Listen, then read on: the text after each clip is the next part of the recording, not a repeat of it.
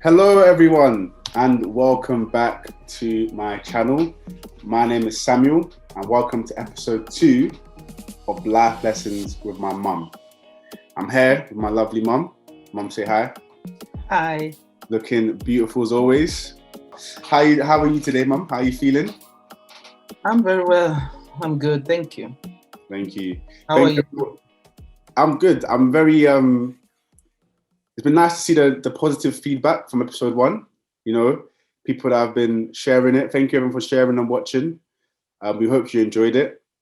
So, in this episode, we're going to be looking at my mum's journey in between the decades of her being 10 to 20. So, in the first episode, we talked about my mum's early beginnings, growing up in post-colonial Nigeria just after the independence, what that was like, and what those lessons were like, and what that experience was like. Mum, so yeah, let's start off what we finished off in the last episode. So 10 years old, 10 to 11 to 12. You know, what were some of the things that were happening around that time? If you can recollect some experiences, you know.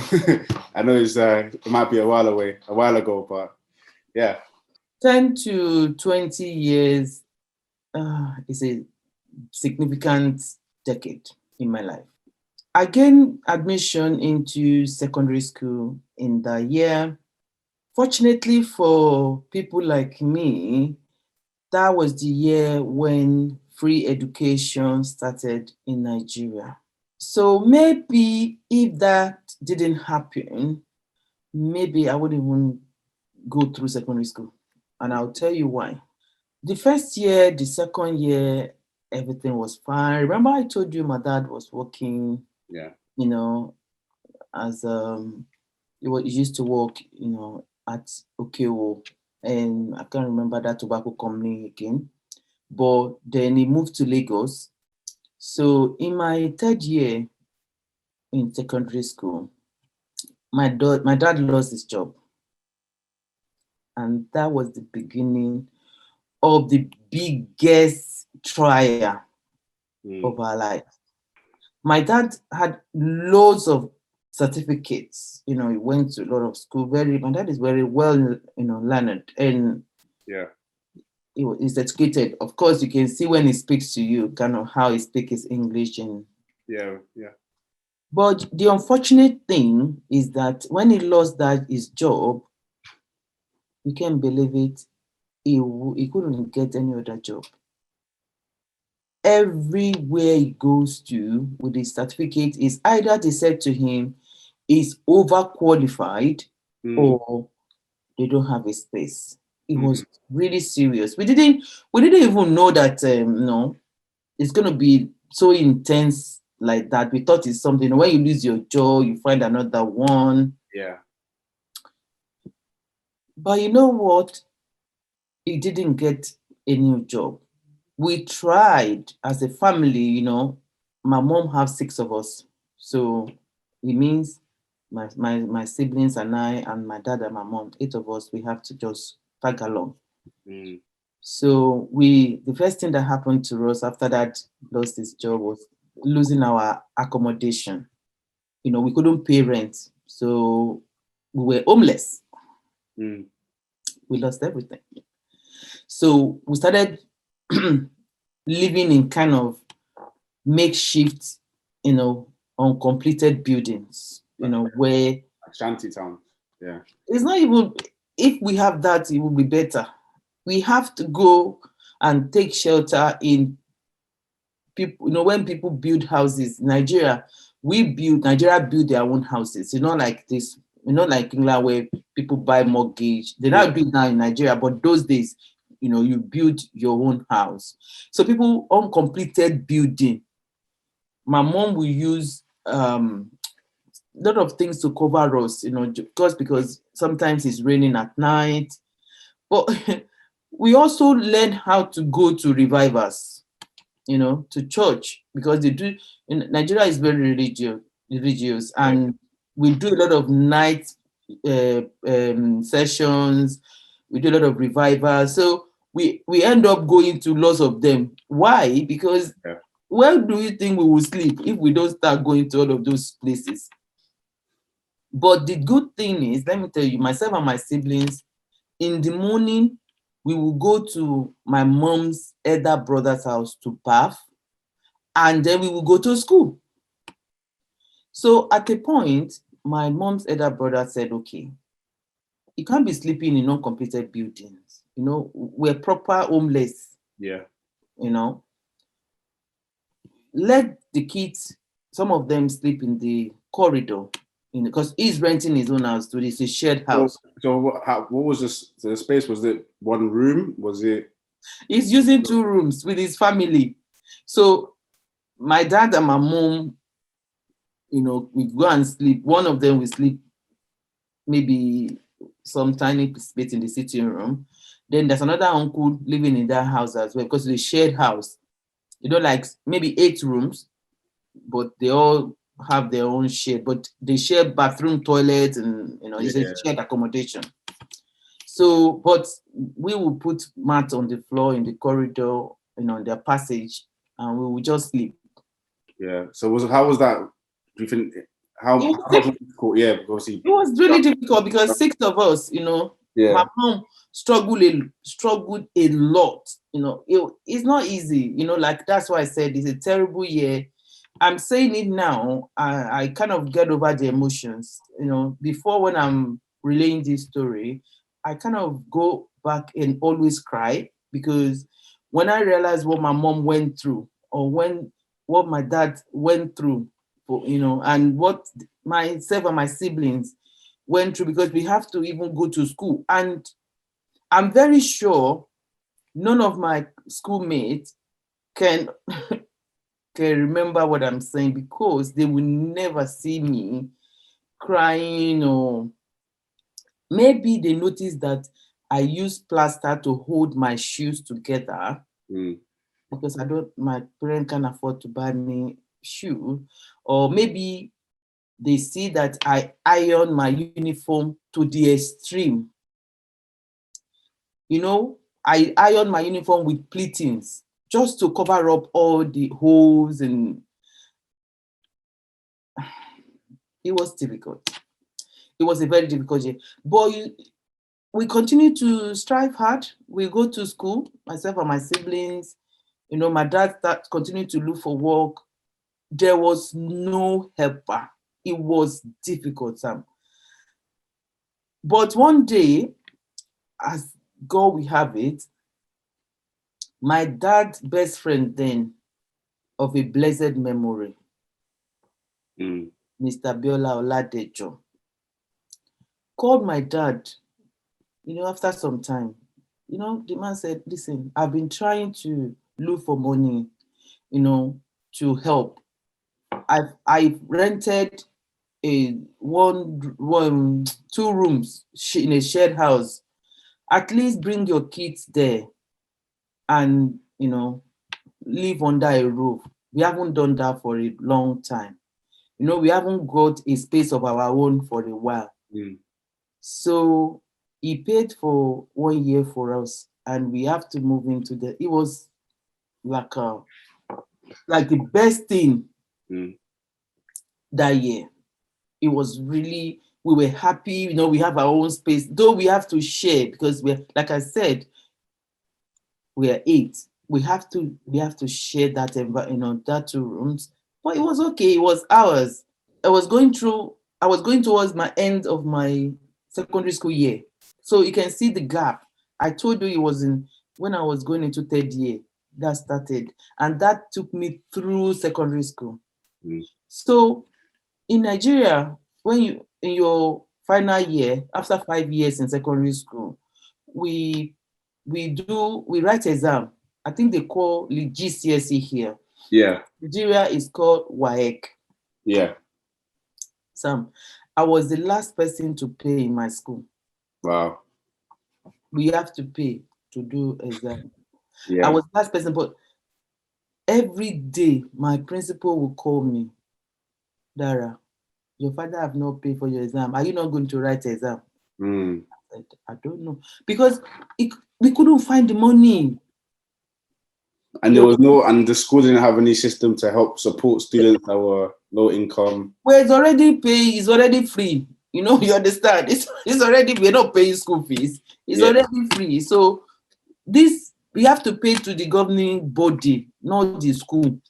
So anyway, we went to the church couldn't help. Loads of friends, my dad, we work from morning, going everywhere. Please help me, my daughter, need to write. Nobody, no family, no hope, nothing. Mm. The same Mr. Oladejo, may his soul rest in peace, saw me crying on the last day. Because we live in the same house. Like I told you, it's a shared house, but they live at the back of the house. I said, oh, law school. That means, are you not going to school? I said, today is the last day to pay for exams. I'm not going because it's a shame. After 5 years, I'm not going to be able to write exam with my mates. So maybe, so he said, how much is it? I can't remember, Sam, but it's a ridiculous amount of money. Maybe 5 naira. I can't remember how much it is. You guys are like it's cheap or it's expensive? Very cheap, very ridiculous money, but we couldn't afford it. It was that bad. So he said, he's going to work, but he has this little money that he is supposed to go and pay for something. But okay, come. He gave me that money. I ran. I late to school that day. I ran from our house. I ran all the way to school and pay. My result came, very nice, very good. And now there's something we have to pay for again, and it's called JAMB. People who wants to go to university needs to pay for JAMB to sit that exam before they go to university. Another block, another barrier. There's no money. But now, between this space of writing my final year exam in secondary school to the time I need to, opportunity to sit for the JAMB, which didn't come, this woman came to my mom one day. No, my mom took me. I remember they were living not far from us. My mom took me that they said, please, ma, help us. Even if you give us this raw food, we will sell it and we will bring your money. Please help us, ma. Well, my kids and myself, we don't, Samuel, at a point, we use onion. We cook onion with rice, without pepper, without anything. We have to eat it that way. Even if you find rice, it's good now. No meat, nothing, no fish. You just put the onion inside the flour. We would take to eat, maybe if it's gari, we can find. That's what, and it's 1 meal per day. My mom took me to this friend. So the woman said, I'm selling food somewhere. If you don't mind, come and, it's open space outside like this. Come and start sitting beside me and sell food. But you cannot sell what other people are selling already. My mom said, okay, can she be selling beans and corn? Because that is not your everyday food. The woman said, yes, if people will buy it from you. So I remember that woman gave my mom some money and some food stuff raw. Say, go and start with this and see how. Samuel, may you never lack in your life. That day, you would think that we have built 10-story building and we're doing housewarming. We get back home, knee down on our knees, praising God. So we can have someone that can help us, My mom is going to be bringing income. My mom started cooking beans and corn, and she will sell it at somewhere called PZ. She will wake up 3 a.m. or 2 a.m., start cooking, because beans is not the easiest food to cook. Cook till about 4:30. She'll wake us up. Myself, all my brothers and sisters, we carry beans and we walk from our house to PZ sometimes. How long was it? How far was it? Over 1 hour walk. 1 hour? Yeah. Sometimes 1.5 hours. We walk. We'll carry the food. She will cook food. Look at us. Yeah, to feed. Yeah. We will feed from that food. Because she has to leave food for us. So maybe your daddy used to tease me that because we eat a lot of beans, maybe that's why we're so tall in our family. Somewhere we eat beans. We eat beans. We eat beans morning. We eat beans afternoon. We eat beans night. But you know what? It's better than grass, the flower that we were plucking. So when I couldn't find money to pay for my JAMB, me too, I started looking for work because I was 18 years old. Yeah. I started looking for work. The first job I found was somewhere called Bicham Nigeria Limited. It was, you know why I find the job? Because it was just beside where my mom sells beans. How old was you at that time? 18. Oh, 18. So how long was you selling beans for? We sell beans before I was 18, up to my mommy was selling beans up to maybe when I was 20. We were selling beans, so beans and corn. Beans and corn. Sometimes she would add some few things to it. But this man asked my mom, your daughter supposed to be in school or working. Why? I said, I can't find work.